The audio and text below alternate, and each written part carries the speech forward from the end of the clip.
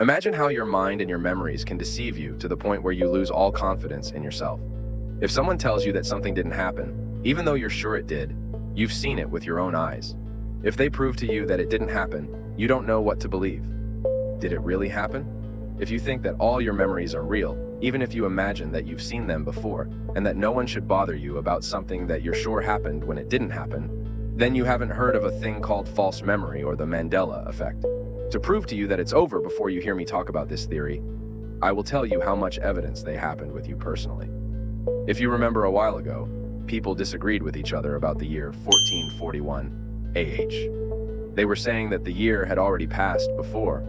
They didn't think it was the first time they had seen the date, even though the opposite was true, and the year was still the same. Let's get over it. I'm sure you remember Fairouz's death and the rumors that were spreading around her that she died and snakes were going out from her grave.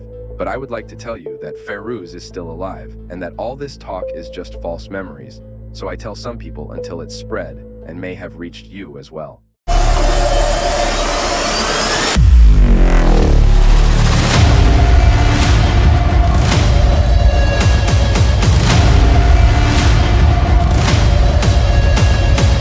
If you ask any of your Christian friends, they will tell you that Mother Teresa was a saint in the 1990s, even though this did not happen, and she is still a saint in 2017. Don't you know the ring on the cow with the lavash kiri cheese? I'd like to tell you that there is no ring. Basically, you are the one who thinks of this ring, but it really doesn't exist, and many examples like Mona Lisa, for example, her painting feels like she is smiling but only slightly. And that's not really true. If you're a cartoonist or you've watched cartoons in the past, you know, the Jack the Monkey cartoon, or you've seen it in an advertisement. I mean, think about when he go up and down shaking his tail. And the truth is that Jack the Monkey doesn't even have a tail. The character is designed without a tail. And you also have the famous Disney beginning in all their movies, the cartoon in a castle that goes up. And if you think of it as a little fairy, go around the castle, but if you actually look at any of Disney's early beginnings, the fairy doesn't exist. It's just in your memory. And there are many more examples of this. If you're confused, let me tell you about someone who died 30 years before his death. Nelson Mandela, a man from Woden, South Africa, who always fought against racism, and at the time of his death, he made such a big fuss that no one could forget it. Not because of his death, not because of the date of his death itself, but because what we or the whole world knows is that this man was arrested, imprisoned, and died in prison in the 20s. But the truth is exactly the opposite. Nelson Mandela was arrested, yes, but he got out of prison, was appointed president of all of South Africa, received the Nobel Peace Prize, and died a very normal natural death in 2013. And people were going crazy. People were shocked, they said. Why? This man should have been dead for years. We also remember the speech that his wife gave at the time of his death, and we also remember that his funeral is already dead. I mean, all the TV channels were showing his funeral. And as usual, people started trending all the old and new ones, including the Kit Kat logo, the Coca-Cola logo, the Pikachu game, the movies, and strangely enough, the movie. The movie is called Shazam, and if you ask any foreigner about this movie, he will tell you its story and tell you all the details about it as well. But the surprise is that when they made a search with this name, there is no such thing as Shazam, nor is there even a poster for this movie. It is all in their heads. So if your words are true, convince us. How can this happen? It's our brain that makes the memories, and it's what happened in the first place. You should know that such an important theory, which has been talked about by great scientists, has several explanations. You can listen to all of them and choose the one that makes sense to you, or the one that you think makes sense from your point of view, and that is the explanation for it. The first explanation talks about something called parallel universes and links all this talk to a very dangerous and important laboratory called CERN, if you do not know or have heard about it before. CERN is a very large scientific laboratory and the largest particle accelerator on the planet. The accelerator catches elementary atomic particles like protons and electrons and throws them at each other at the speed of light so that they disintegrate and tell us what the object is made of and how.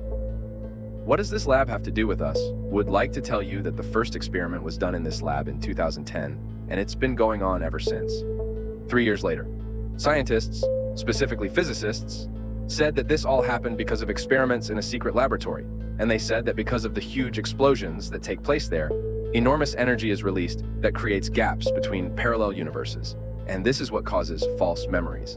Scientists explained the subject of parallel universes and said that there are approximately 11 parallel universes on our planet Earth, and that we are just one of them, and that in each universe there will be slight differences between people and events. Meaning, for example, in one of them you could be a very famous football player, and in another universe you could be sitting in my place, but keep in mind that in one of these universes, you could be dead, but only a memory. But because of the transfer of memories between universes, your family wakes up the next day not remembering you, basically forgetting you completely.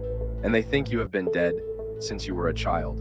And before you tell me what kind of strange talk is this? Of course, meaning that what you are saying does not happen, I would like to tell you that I did not come up with this from my head. The theory does exist, and there are very senior scientists who have talked about it, and there are even websites that wrote that the great scientist Stephen Hawking talked about the CERN laboratory and said that it is a very dangerous laboratory, and because of the things that happen in it could cause a black hole to occur.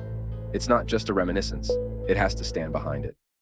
However, the second and much more accurate explanation is that this is all about time travel, and that certain governments or individuals must have invented a machine to travel through time, and that every time they travel through time, something strange happens, including the Mandela case. But I want to tell you that this doesn't make sense, so they can only go back in time. They have to go faster than the speed of light. That's an incredible speed. It's 300,000 kilometers per second. It's not an hour, so imagine if they could break that speed. Of course, that's almost completely impossible. But the next explanation, which makes some sense, says that it's all your own memories, and that the people who saw Mandela's funeral, they didn't actually see it. This explanation is based on a theory in psychology that says that a person's memory is like a piece of paper on which you write down the event you witnessed or experienced. But unfortunately, this paper is very easy to edit and delete things or add things to it, and this happens through you without you even realizing it, whether it's with yourself, your trusted friends, or even random people. Just because they tell you that they lived with you, a certain event, your brain is created, and by itself, even if it never happened in the first place. Is it possible for my brain to create memories on its own? I would like to tell you that it can happen easily, as the theory says that simple things can create an event in your brain, a few Photoshop images, or anything that has to do with this topic can just make you think about it.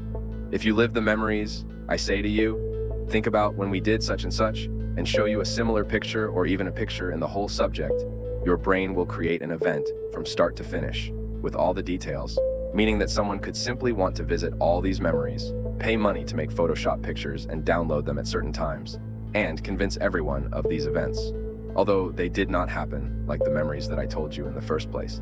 The fourth explanation, which I believe in, is that there is a very large group of people, say that there is a certain group, that tries to falsify your memories in order to shake your confidence in yourself.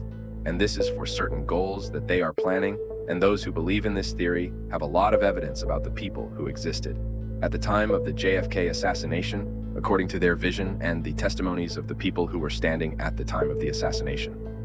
They said that there were only 4 people in the vehicle, but unfortunately, I was surprised to see a report saying that there were 6 people, not 4, and that what happened to you was just Mandela's influence. These 6 people were not 4. Okay, nice talk. If your words are true. How? The movie that was made to simulate this happened. The people appeared to be 4 people, not 6. The vehicle was basically 4 chairs.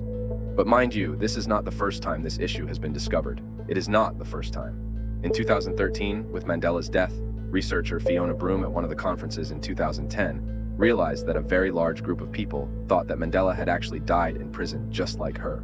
So Fiona was the first one to take notice of this and labeled the whole thing the Mandela Effect, until it really took off in 2013. About the Mandela Effect, what's the most logical explanation from your point of view? Leave your explanation in the comments. Thank you for watching. Don't forget to subscribe to see all the upcoming videos.